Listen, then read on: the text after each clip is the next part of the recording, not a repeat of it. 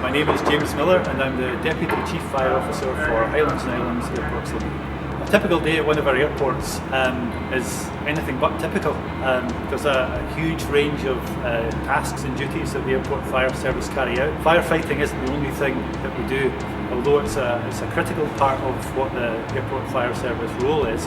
There's so much more to the job than simply firefighting. So that can be anything from maintenance of the airfield in the summer to winter operations, which involves activities such as de-icing and snow clearing.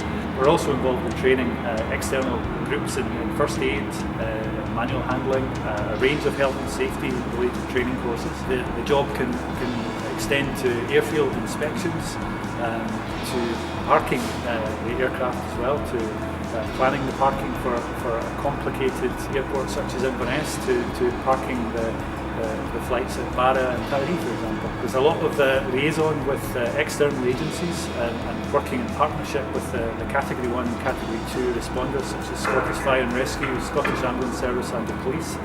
We work very closely with them to ensure that our communities are served well by not just the airport fire service but by the airport as a whole. The shift patterns vary depending on the location. Some of the island stations ranges notionally from around 7 in the morning through until 6 in the evening. The medium-sized airports that we have, then it can be a longer day with 2 shifts.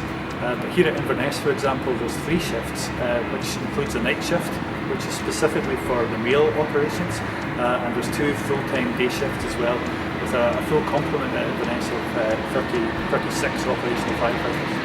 The ideal candidate for one of our airports is somebody who's flexible, who can adapt to a wide range of different duties because of the varied nature of the job and because there's a lot of hands-on and there's a lot of a range of different responsibilities that go with it. Previous experience isn't the be-all and end-all for us.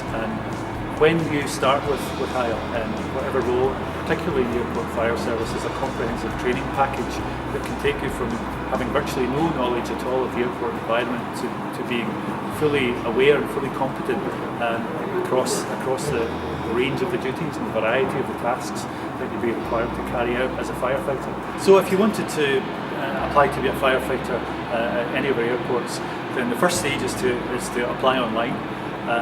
If you're successful in getting through the first stage, then you would move towards a practical day of exercises and tests, which would look at your physical capabilities. So there's a medical element that's involved there, which is dealt with later, but there's a physical test as part of the recruitment process.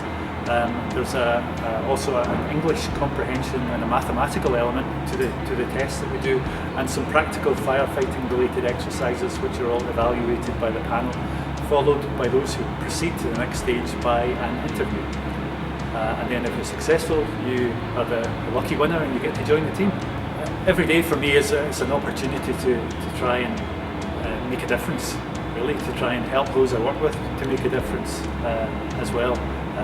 The pride I take in the role is of knowing that I can come to my work every day and do a good job and support people to enable them to do a good job to help the travelling public, first and foremost, to help our communities as well, and essentially just to do the best I can every day.